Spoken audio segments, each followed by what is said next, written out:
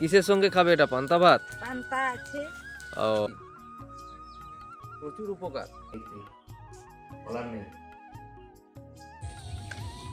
Hello everyone, welcome back to my channel. আমি মিলন, তোমরা দেখছো জয়া মিলন ইউটিউব চ্যানেল। তো আমি সকালবেলা চলে এলাম মাঠের দিকে। মাঠের পরিবেশটা এতটাই সুন্দর লাগছে বলার নেই, মানে ঝলমলে রোদ, একদম বসন্তের হাওয়া, ঠান্ডা ঠান্ডা ঠান্ডা গরম, খুব সুন্দর লাগছে। তো চলো মাঠের পরিবেশটা কেমন কি তোমাদের দেখাই। তো বন্ধুরা এদিকে দেখো, এই পলাশ গাছটা তোমাদের যে আগের ভিডিওতে একবার দেখিয়েছিলাম, রাস্তার পাশে যেদিক দিয়ে আমরা মাঠে যাই আমাদের জমিনে। তো এই পলাশ গাছটাই দেখো কত সুন্দর পলাশ ফুল হয়েছে, মানে এতটাই সুন্দর লাগছে বলার নেই। দেখো পাখিরা চলে এসছে। পাখি তো পলাশ ফুল মানে পাখিরা আনাগোনা, কেন মধু খেতে আসে। তো এতটাই সুন্দর লাগছে বলার নেই। দেখো একদম কি সুন্দর, একদম ফুলে ভর্তি পুরো। তো গ্রামের পরিবেশের ভালো লাগে সত্যি। সিজনের যেসব ফুল গাছ কেন, ফল গাছ কেন, যখনই ফুল হয় এই বসন্তের সময় সব থেকে ভালো লাগে পলাশ ফুল দেখতে। মাঠের দিকে তাকালেই যেখানে পলাশ গাছ রয়েছে, মানে পুরো গাছটাই ফুল ভর্তি। দেখো এত সুন্দর লাগছে বলার নেই। তো চলো ওইদিকে মাঠের দিকে যাব। আর এদিকে একটা গাছে দেখো কত পোল্লা ছালি হয়েছে, সত্যি বলার নেই। এগুলো তো পারবে না, পোল্লা ছালি দেখো ভর্তি একদম পুরো গাছে, ঘুঘুর গাথার মতো দেখো। তো এগুলো একদম শুকনো হয়ে গেছে, খুব সুন্দর। যদি ছাড়িয়ে এগুলো পরিষ্কার করা যায়, মানে কি বলবো, গা মাজা তো মানে বছর বছর মাজলেও শেষ হবে না, এত পোল্লা ছালি হয়েছে আমাদের গ্রামের দিকে। সত্যি বলার নেই, কত কিছু পাওয়া যায়। ওই দিকে গাছে পোল্লা ছালি হয়েছে, পোল্লা ছালির শেষ নেই। চারিদিকে গাছে দেখবে শুধু ঝুলে আছে পোল্লা ছালি। এদিকের পরিবেশটা কেমন লাগছে দেখো। ওইদিকে ঘর রয়েছে, এদিকে এই যে জমিন, এটা চাষ হয়নি যেহেতু এখানে মিনি ডিপের জল আসে না। আর ওইদিকে দেখো সেই আবার কারেন্ট খুঁটিতে আবার পোল্লা ছালি, দেখো কত পোল্লা ছালি দেখো ঝুলে রয়েছে। তো বন্ধুরা কারো যদি পোল্লা ছালি লাগে আমাকে কমেন্ট করে জানাবে, আমি পাঠিয়ে দিব সত্যি। কিন্তু পাড়তে এগুলো অসুবিধে, লম্বা বাঁশ দিয়ে পাড়তে হবে। তো এদিকের পরিবেশটা সকালবেলা কতটা সুন্দর লাগছে দেখো। এটা আমাদের গ্রামের সাইডের পরিবেশ। আর এদিকে চলে এলাম, এই যে বৌদি, এই বৌদি আমাদের কাজে যায়, দাদা বৌদি। বৌদি এগুলা কি তুলছো গো? তো বৌদি শাক তুলছে দেখো, সজনা শাক। এই যে সজনা শাকের গাছ হয়েছে এদিকে ওদিকে, এই দেখো কতগুলো পেড়ে নিয়ে এসছে। এটা কি ভাজি হবে নাকি? ভাজি হবে না, একদম ভালো করে আজকে চাটিয়ে খেয়ে নেবে। কিসের সঙ্গে খাবে এটা? পান্তা ভাত? পান্তা আছে। ও, সকালবেলা এদের তো পান্তা হয়, গরম গরম পান্তা। তো এই যে দেখো শাক পেড়ে নিয়ে এসছে। আর এটা টুঙ্গর হয়েছে, তোমাদের আগে একবার ভিডিওতে দেখিয়েছিলাম। দেখো টুঙ্গর হয়েছে, এটা টুঙ্গর গাছ। এই যে টুঙ্গর গাছ কত সুন্দর দেখো, টুঙ্গর হয়েছে এগুলোতে। এই যে দেখো টুঙ্গর হয়েছে কত, দেখো এগুলো দেখো, এই যে টুঙ্গর। তো গ্রামের পরিবেশটা এতটাই সুন্দর লাগে, নানান রকম ফলের গাছ, ফুলের গাছ, কত কিছু। পরিবেশটা এতটাই সুন্দর লাগে বলার নেই। তো বন্ধুরা এই যে দেখো, এটা হচ্ছে নিম খাঁচি। এখানে ডালটা মানে কেটে রেখেছিল দাদা। তো নিম খাঁচি যেহেতু পেয়ে গেলাম, নিম খাঁচি, আমি তো খাঁচি দিয়েই দাঁত মাজি বেশিরভাগ। তো এই যে দেখো এই নিম খাঁচিটাকে আমি ভেঙে নিব। এই নিম খাঁচিটাকে ভাঙবো, এই যে এটা দিয়ে দাঁত মাজবো আজকে। মানে গ্রামের পরিবেশে মানে যারা নিম খাঁচি দিয়ে দাঁত মাজে, এর যে উপকারিতা, মানে এর উপকারটা যে কি বলার নেই, সত্যি প্রচুর উপকার। তেতো জিনিস সকালবেলা যদি খাওয়া যায়, কি মুখের মধ্যে নেওয়া যায়, মানে এর মতো কলগেটের উপরে এটা। এই খাঁচি দিয়ে আজকে দাঁত মাজবো। তো এই যে দেখো দুর্দান্ত। আমাদের সত্যি গ্রামের দিকে কি বলবো, পয়সা খরচা করে কোলগেট কিনতে হয় না। এরকম দাঁত খাঁচি, নিম খাঁচি, বাঁশ খাঁচি, কত রকম খাঁচি রয়েছে, সব খাঁচির থেকে এটা হচ্ছে উপকার, এটা নিম খাঁচি। এদিকে বৌদি আর একজন মাসি দেখো, বয়স্ক, সত্যি বলার নেই, বয়স্ক মানুষ গ্রামের দিকে। এই যে বেরিয়েছে, এখন মাঠে যাবে। তো মাঠে যাব, হ্যাঁ মাঠে যাবে, হ্যাঁ। এইদিকে সেই বৌদি যে শাক তুলেছে, আর এদিকে সেই মাসিটা দেখো, বয়স্ক মাসি। আমাদের গ্রামের দিকে মানে কি বলবো, খাটাখাটনি প্রচুর করে, মাঠে যায়, মাঠে কাজবাজ করে। তো সকালে যেহেতু আমি এখানে এসেছিলাম, দেখা হয়ে গেল আমাদের এই পাড়াতে। তো এরা কাজে যায় আমাদের। ঠিক আছে, তো চলো গিয়ে দেখা হচ্ছে। তো মাঠ থেকে ঘুরে চলে এলাম, এই যে আমাদের বাড়ি দেখা যাচ্ছে, ওই যে দেখো বাড়ি দেখা যাচ্ছে। আর এটা সেই আম বাগান, আর এটা একটা খেজুর গাছ। এই খেজুর গাছটাতেও খেজুর কুল মানে এখন সবে ছোট ছোটগুলো ধরেছে। ওই যে উপরের দিকে খেজুর গাছটায় ছোট ছোট কুল ধরেছে, যখন কুল বড় হবে পাকবে তোমাদের দেখাবো। আর এদিকে সেই আম বাগান, আমের গাছ, সামনে তো আমাদের বাড়ি। তো চলো একদম বাড়ি গিয়ে দেখা হচ্ছে। তো বন্ধুরা পাতাগুলো দেখো, মানে কি বলবো, বুড়ো হয়ে এসছে, এবারে পাতা ঝরবে, দিলে নতুন পাতা হবে। তো এইগুলো থেকে বেছে বেছে পাতা নিতে হবে শরবত করার জন্য।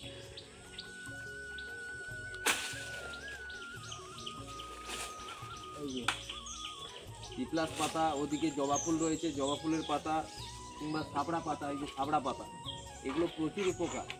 এই যে সাবড়া পাতা, এই সাবড়া পাতা যদি, এটা হচ্ছে এই যে সাবড়া পাতা, এই কচি কচি সাবড়া পাতা যদি রাত্রিবেলা ভিজিয়ে পরের দিন সকালে এটা শরবত করে খাওয়া হয়, প্রচুর পেট ঠান্ডা হয়। মানে এর মতো কি বলবো, এটার কোনো সাইড ইফেক্ট নেই। গাছের পাতা মানে বুঝতে পারছি।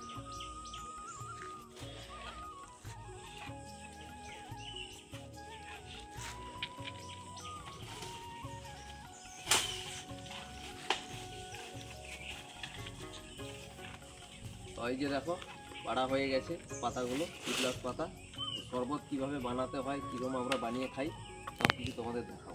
এই যে কতগুলা তুলেছি দেখো, আরও কিছু নিয়ে নিব। তো এটা ভালো করে জলে একদম পরিষ্কার করে 3 বার 4 বার করে ধুতে হবে, যেন এর গায়ে যে পাতার গায়ে যে সব নোংরা লেগে আছে, ধুলো বালি, বালি নেই ধুলো আছে, তো এইগুলো ধুতে হবে ভালো করে। তো চলো একদম কিভাবে বানাই সব কিছু তোমাদের দেখাও। তো বন্ধুরা এই দেখো তোমার দাদাভাই পিপলাস পাতা তুলে নিয়ে চলে এসেছে, যেহেতু অনেকদিন ধরে পাতা মানে শরবত খাওয়া হয়নি, তাই তোমার দাদাভাইকে বললাম একটু শরবত করো। আর তোমার দাদাভাইও খাবে বলছিল কদিন ধরে, তো যাওয়াই হচ্ছিল না তুলতে যাওয়ার জন্য। তো এই যে তোমার দাদাভাই তুলে নিয়ে এসে পাতাগুলো দেখে বেশ সুন্দর করে পরিষ্কার করে ধুয়ে নিয়েছে। আর আমাদের গ্রামের দিকে এভাবেই শরবত খাই আমরা, জবা পাতা, তারপর তোমার সাবড়া পাতা আর পিপলাস পাতা, এইগুলো দিয়ে শরবত খেয়ে পেটটা ঠান্ডা হয়ে যায়, বেশ সুন্দর ঠান্ডা হয়, বেশ ভালোই উপকারী জিনিসগুলো খেলে, যেহেতু কোনো সার ওষুধ ছাড়াই। তো এই যে বন্ধুরা দেখো শরবত একদম সুন্দর করে, কি সুন্দর লাল, একদম কাঁচা মোবিলের মতো দেখেছো। তো এটা খাবো, প্রচুর পেট ঠান্ডা হয়, বলার নেই। প্রচুর লালা ভাব, কি বলবো, পুরো লালাই ভর্তি। এদের সেন্টটা এত সুন্দর, গন্ধ পিপলাস পাতার সেন্ট, বলা যাবে না। তো আমি তো চিনি দেবো না, এখন নিয়ে নিয়েছি, কি সুন্দর লাগছে দেখতে, বলার নেই।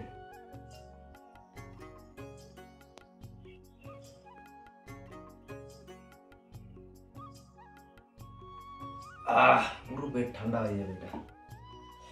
তো আর একটু নিয়ে নিব এটা,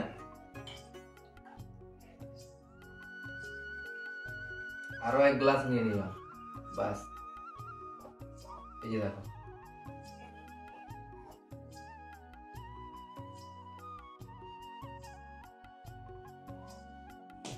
তো বন্ধুরা দেখো সকালবেলা একদম দাঁত ফাঁত মেজে পিপলাস পাতার শরবত খেয়ে পুরো রেডি, এবারে চলে এলাম মুড়ি খেতে। তো আমাদের তো সকালবেলা গ্রামের দিকে, যেহেতু আমরা গ্রামের মানুষ, আমরা মুড়ি খাই সকালবেলা বেশি। তো মুড়ি খাবার কি কি নিয়েছি দেখো, কাঁচা ছোলা নিয়েছি, গাজর ছিল বাড়িতে, আর পেঁয়াজ কুচি, আর এটা ঝুরি ভাজা, আর লঙ্কা, আর শসা। একদম দেখো সুন্দর, কি বলবো, ঝালমুড়ির মতো করে নেবো ওটা। তো লঙ্কাগুলো এই যে মাখিয়ে নিয়েছি আগে, এই যে লঙ্কাগুলো, একদম ঘরোয়া মুড়ি আমাদের। তো এই যে দেখো মাখানো হয়ে গেছে, কত সুন্দর করে মাখিয়েছি। এটাতে জল দিব না, জল দিলে খেতে ভালো লাগবে না। তো মাখানো হয়ে গেছে, এবার খাওয়ার পালা।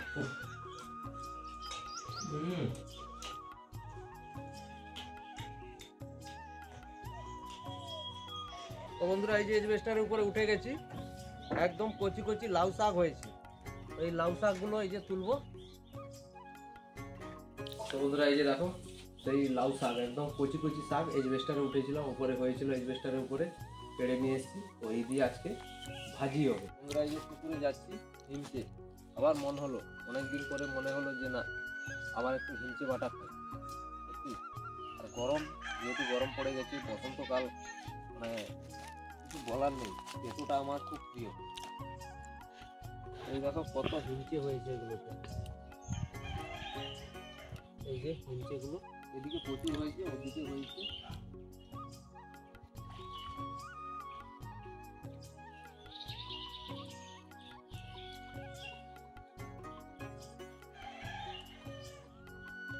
এদিকে তো ভালো ভালো হয়েছিল গো, ওই যে আড়িয়ে।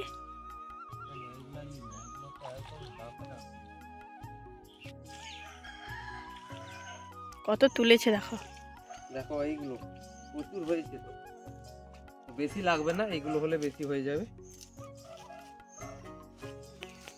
কি সুন্দর দেখো, একদম সবুজ, পুরো নরম ডাঁসা। এগুলো কোনো সার দেওয়ার নয়, এমনি পুকুরে হয়েছে আমার। এই যে খড় একটা পেলাম, এই খড় দিয়ে সুন্দর করে বেঁধে নেবে শাক আটির মতো। আর আমাদের কাছে কত ফুল হয়েছে দেখো, জবা ফুল। ঠাকুরকে পুজো দেওয়া হয়ে গেছে, আরো কত ফুল হয়েছে দেখো। এই যে দেখো, বাজারে এটা কিনতে গেলে 15 টাকা 20 টাকা 10 টাকা নিয়ে নিবে, আমাদের নো পয়সা। গ্রামে থাকার মজাটাই এটাই। সব কিছু দেখো, মাঠে ঘাটে পুকুরে সব কিছু পাওয়া যায়, আমাদের দিন এইভাবে চলে যায়। তো এই যে দেখো বন্ধুরা, পুকুর থেকে হিংচে শাক তুলে চলে এসেছি তোমার দাদাভাই আর আমি। আর এদিকে আমি সবজি কাটতে বসে গেছি, আর আমার ভাতটা হয়েই গেছে। ভাতটা যেহেতু আগে বসিয়ে দিয়েছিলাম স্নান করে, যার জন্য ভাতটা আমার হয়ে গেছে। তো আর এদিকে দেখো তো মানে ঝিঙে কেটে নিচ্ছি, আজকে করবো ঝিঙে বাটা। যেহেতু বাড়িতে আজ কোনো সবজি বললেই চলে, কোনো সবজিই নেই আজকে। তো জাস্ট ঝিঙে ছিল দুটো মতো, তো ঝিঙেটা নিয়ে নিয়েছি। আর দুটো পটল ছিল, বেছে বেছে দুটো পটলই পেয়েছি খুঁজে খুঁজে। আর যেহেতু পটল ভাজা আমার খেতে খুবই ভালো লাগে, যার জন্য পটল দুটো ছিল, দুটোই ভেজে নেবো আমি। আর ঝিঙে বাটা করবো আজকে। আর এই যে হিংচে শাকগুলো তুলে নিয়ে এসেছি পুকুর থেকে, ওইগুলো করবো আজকে বাটা। আর তোমার দাদাভাই লাউ শাক তুলে নিয়ে এসেছে, তো লাউ শাক আলু দিয়ে ভাজি করব।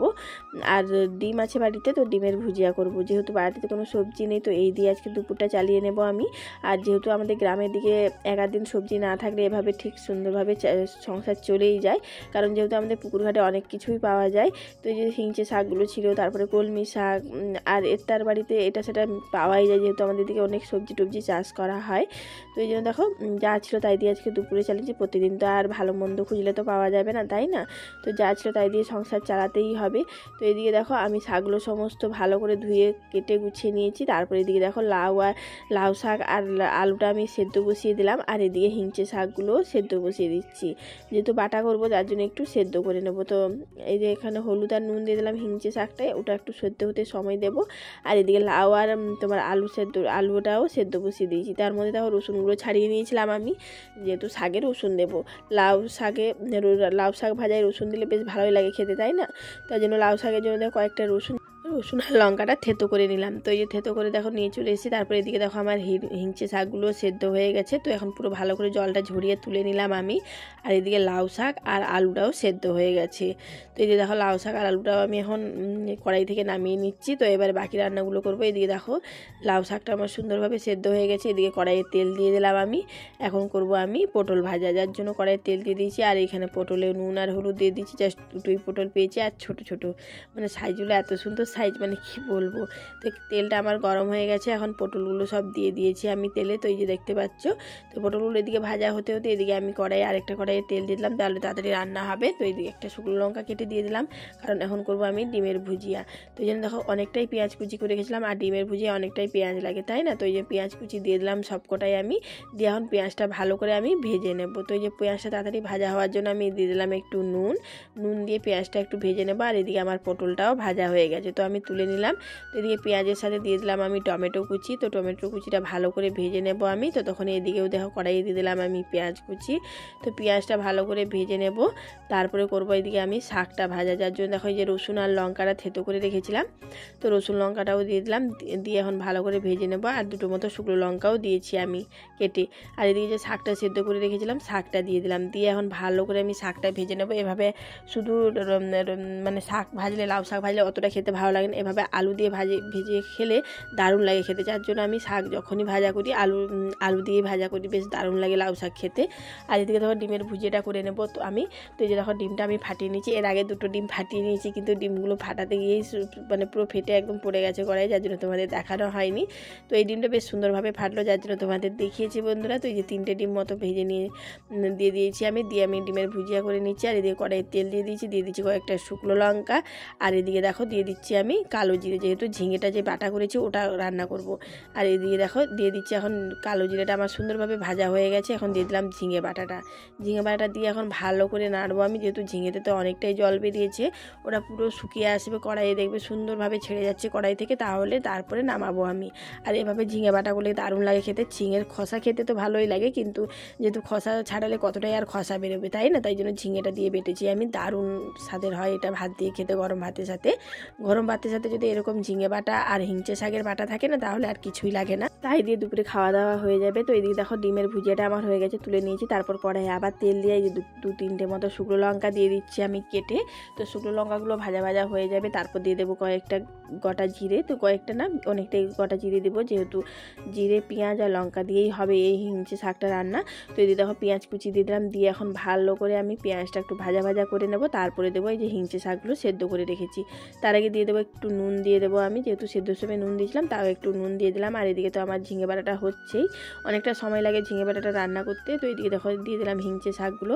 তো হিংচে শাকগুলো দিয়ে ভালো করে নেড়ে আমি ভাজা করে নেব, তারপরে নামিয়ে নেব।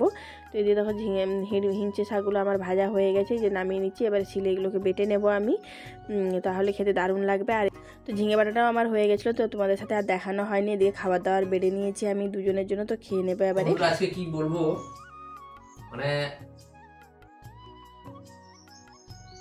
ঘরে থেকে, মানে বাজার তো ঘরে নেই, ঘরে থেকে আজকে মানে কি বলবো, পুকুরের হিমচে, আচ্ছা হিংচা এটা, ওটা হিমচেটা, আচ্ছা পুকুরের হিমচে, হিংচে বাস হলো হিমচে আমরা বলি, হিমচেটা, আচ্ছা। আর এটা হলো লাউ শাক, মানে সেটাও বাড়ির। তাহলে এখানে কেনা বলতে কি শুধু ডিম, তাই না?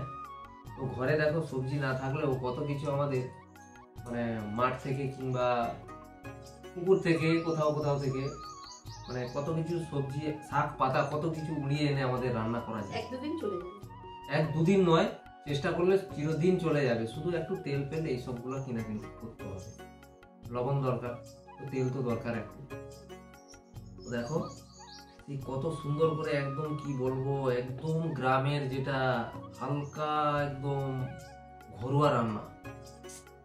এইসব রান্না যদি ফেল করে দেওয়া হয় মনের মধ্যে খুব চোট লাগে, কি বলবো। তো এই রান্নাটা আজকে অনেকদিন পর দেখো এই যে লাউ শাক আলু দিয়ে একদম হালকা করে বানিয়েছি, এটা একদম কম তেল মশলায়, সত্যি খুব দারুণ সুস্বাদু, মানে কি বলবো। এটা এর মতন এগুলোতে আমাদের কোনো কীটনাশক ব্যবহার করা হয় না। পুকুরে তো তোমাদেরকে তো দেখিয়েছি, হিংচে শাক যখন তুলতে গেছিলাম, তো আমাদের পুকুরে তো কোনো এগুলো লাগানো হয় না, এমনিতেই হয়ে যায়। তো এই যে শাকটা, লাউ শাকটাও এটাও কোনো দিতে হয় না, আমাদের গোবর সার একটু দিলে বাস। একদম দাদার বাড়ি, মানে ওদের এজবেস্টারের উপরে হয়েছিল আমাদের এখানে। তো আমাকে অনেকদিন থেকে বলছি, ভাই এসে শাক নিবি, ডাটাগুলো নিয়ে যাবি। আমি বলছি বৌদি আসবো বলে আর যাওয়া হয়নি। আজকে যেহেতু মাঠে গেছিলাম, সকালবেলা দেখে এসেছিলাম, তাই ভাবলাম না গিয়ে দিয়ে আসি। অনেকবার বলছি যখন, অনেকদিন খাওয়াও হয়নি।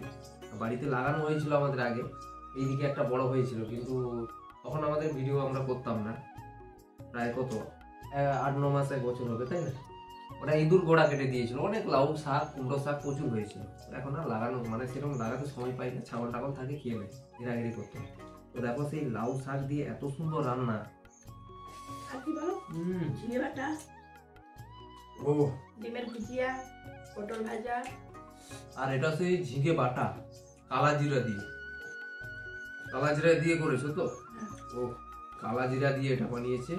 তো বন্ধুরা এইভাবে ভাতের সঙ্গে মাখিয়ে নিব, তো বন্ধুরা দিয়ে দেখো দুপুরবেলা খাওয়া দাওয়ার পরে এতটাই ঘুম দিয়েছি কি কখন সন্ধে হয়ে গেছে জানতেই পারলাম না। তো তাড়াতাড়ি করে ঘুম থেকে উঠে আজকে তোমার দাদাভাইও ডাকেনি আমাকে, তো তাড়াহুড়ো করে ঘুম থেকে উঠে ঘর টোরগুলো ঝাড় দিয়ে নিলাম। ঘর টোরগুলো ঝাড় দিয়ে দেখো কাপড় চোপড়গুলো তুলতে চলে এসেছি। আর এর আগে আমি দুপুরবেলা এতক্ষণ কোনো দিন ঘুমাইনি, আজ প্রথম ঘুমোলাম।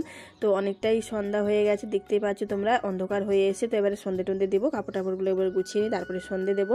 তো আজকের জন্য ভিডিওটা এই পর্যন্ত। যদি ভালো লাগে একটা লাইক করে দিবে, আর বন্ধুদের সাথে বেশি বেশি করে আমার ভিডিওটা শেয়ার করবে। আর কেমন হয়েছে কমেন্ট করে জানাতে একদমই ভুলবে না। আর যারা নতুন আছে প্লিজ চ্যানেলকে সাবস্ক্রাইব করতে আমার পাশে থাকবে। দেখা হচ্ছে নেক্সট ব্লগে। সবাই ভালো থাকবেন, সুস্থ থাকবেন, ধন্যবাদ।